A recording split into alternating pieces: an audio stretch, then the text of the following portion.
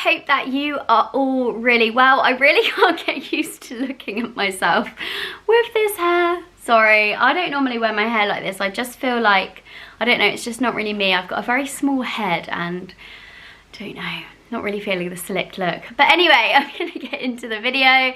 Hi, my name is Lucy. For anybody that's new here, I am a parenting and lifestyle vlogger, and today I'm going to be filming about books because I really love to read. If you follow me over on Instagram, you will know this, and I talk a lot about the books I'm reading, or I share book recommendations from myself or from other people, and I'm always asking for recommendations of what you are reading too. So I recently asked what you guys would like me to film, and one of the top video requests was my favourite reads. So some of the favourite books that I've read over the last few months or over the last few years that I would recommend to you. Now, I have 5 books to recommend to you today, and they are all thrillers. I think I might try and do another video with non-thrillers, but I will need to read a few more non-thrillers because I just read thrillers all the time. I really like the suspense and drama. I love reading about a good murder or someone going missing. I don't know why, it's very morbid, it's a bit weird actually, but I just really enjoy reading that kind of thing,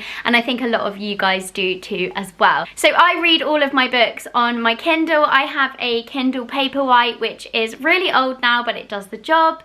It's really brilliant. Oh, it's opening and trying to take me to a page.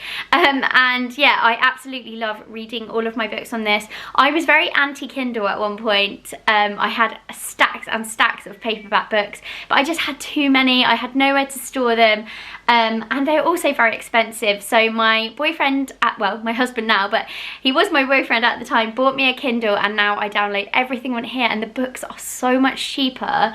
There is nothing like getting a paperback book, I must admit. I do love the pages and, you know, just having a physical book, but you can't beat a Kindle for things like travel. I take this everywhere with me. It is one of my favourite items in the world. So because I read everything on my Kindle, I don't have the physical books to show you, but I've got them all written down in my notes on my phone, and I've also written down the back cover blurb. So what I'm going to do is I'm going to tell you what the book is and who's written it, and then I'm going to read the back page to you and just talk to you about how the book made me feel. I'm not going to spend ages on each book because I don't want to give any plots away or any twists away, because that would be the worst thing ever. But I really loved all 5 of these books, and I hope that you do too. So the very first book is actually one that I recently finished. I finished it last night, and I was actually gutted that I finished it because it was one of those books that I just couldn't put down. I wanted to stay up till 3 or 4 in the morning reading it. I didn't, because I'm a parent and I'm sensible, but I could have easily have stayed up reading it because it was just one of those books that every chapter you were like, oh my goodness, I need to know what's going to happen,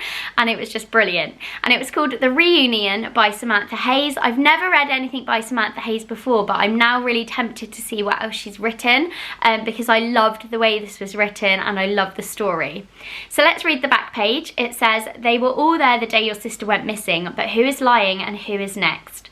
Back then, in charge of her little sister at the beach, Claire allowed Eleanor to walk to the shop alone to buy an ice cream. Placing a coin in her hand, Claire told her to be quick, knowing how much she wanted the freedom. But Eleanor never came back. Now, the time has finally come to sell the family farm, and Claire is organising a reunion of her dearest friends, the same friends who were present the day her sister went missing. When another girl disappears, a long-buried secret begins to surface, and one of the group hides the darkest secret of them all. I really liked reading that before I downloaded it. I knew from the offset that I would love the book. I love the story of someone going missing, and I know that sounds really awful because obviously in real life that is an awful thing to happen, but I think it's kind of like a guilty pleasure reading something like that, and just it's so intense and you're just desperate to find out what's happened to this person. I like how this book is written because it has chapters that go back in time. It's got chapters that are from the perspective of the missing girl, and it kind of flips backwards and forwards, and I really like that, and the ending's really good. So the next book is by an author that I actually read about 10 of her books over last summer. I discovered her, I think someone recommended one of her books, and then I just got hooked and I kept getting recommended books by her, and I've loved all of them, but by far this one is her best one. This one is called The Other Daughter, and the author is Shalini Boland. I think I'm saying that correctly. Let me read you the back page. This had me hooked. 9 years ago, her daughter was taken. I feel like there's a theme here. And now she's back.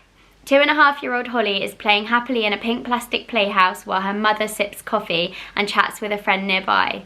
It should be an ordinary day for them, but in the blink of an eye it turns into every family's worst nightmare. Holly is taken by a stranger and is never found. 9 years later, Rachel is living a quiet life in Dorset. She tries to keep things together since the traumatic day, and she has a new family, a loving partner, and her secrets are locked away in her painful past. Until one afternoon, Rachel meets a new school parent, Kate, and her teenage daughter, Bella. Rachel's world is instantly turned upside down. She's seen Bella before. She'd recognise that face anywhere. It's her missing child, and she will stop at nothing to get her back. I don't know about you, but I read that and thought, I need to read this. And actually, for a thriller, this was one that I feel like sometimes with a thriller, towards the end, you can kind of start predicting what's going to happen, or you've got a few possible scenarios in your head. With this one, I couldn't have ever told you that that was going to happen, and I really love that about a book, when you just have no clue and the plot twist just takes you by complete surprise. It was really good, and it was actually a really emotional one, which is weird for a thriller. It's not meant to be tear-jerking, but actually the end made me feel really emotional and sad. And it kind of just stuck with me. I've recommended this one to friends as well, and they've really enjoyed it, so I think you will as well. So the next book is called The Couple on Cedar Close, and it's by a new author to me, who is Anna Lou Weatherly. I've never read anything from her before, but this one was a really good read.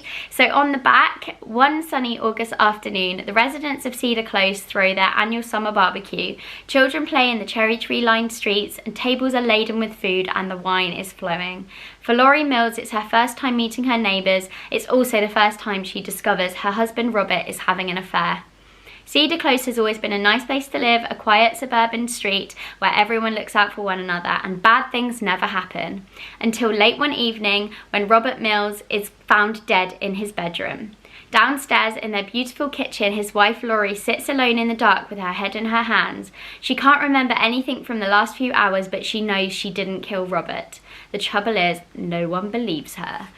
Loved this one. I feel like I'm going to say this about every book, otherwise I wouldn't be recommending it to you. It was really good though. It was definitely one of those books. It was very fast paced. It's straight into the story from the beginning, which I really like. Sometimes like it's good to build the story, but sometimes you just want to get straight in there into the action. What I liked about this one is, if you've ever watched Broadchurch, you'll probably know what I mean. At the end of each chapter, you kind of suspect somebody different has done it each time, or you eliminate a different person in each chapter, and Broadchurch is very much like that. Like at the end of the episode you'd be like, oh, he did it, no, she did it, and I really like that. And this book was exactly like that, and I had no idea about what the outcome was going to be, and I really liked it. Now the next book is actually compared to the book Friend Request, but if you've ever read that, I don't know anyone that's actually really enjoyed it. I didn't really enjoy Friend Request at all, and I don't think this is anything like Friend Request. So when you if you do look this book up and it says it's like Friend Request, then just ignore that, because it's not. This is called The Housemate. It's by an author called C.L. Patterson, and the back page says, you should never have let her in. A gripping and twisting psychological thriller with an ending you will never forget. The Housemate is perfect for fans of Louise Jensen, Jane Corey, and Shari Lapina's The Couple Next Door and Friend Request. Best friends Megan and Chloe have finally found the perfect house, and when they meet Samantha, she seems like the perfect housemate. You don't know what she's hiding. But Megan thinks there might be more to Samantha than meets the eye. Why is she so secretive? Where are her friends and family? And why is she so desperate to get close to Chloe? When strange things start happening in the house, Megan and Chloe grow more and more alarmed, and they soon realise that letting a stranger into their home and their lives might be the worst idea that they ever had. So So I kind of read the back of this and thought it was going to be a bit cheesy, but I really liked it. It had me gripped, and the ending, I just had absolutely no idea that was going to be the ending, if that makes sense. It was quite a quick read. I don't know how many pages it is, I can't tell you just looking at it here, but I felt like it was quite a quick read. So if you're looking for something that isn't like a really heavy one and really long, then this is probably a good book to read. It'd be good for holiday, or if you've got like a weekend away or something, or you're quite short of time for reading. But it was really good. I really liked it. It was kind of like the whole book you're like, is this girl a psycho? Is she not? You just don't really know right until the end. And the very last book I wanted to recommend to you is another book by Shalini Boland, and it was my second favourite that I read from hers.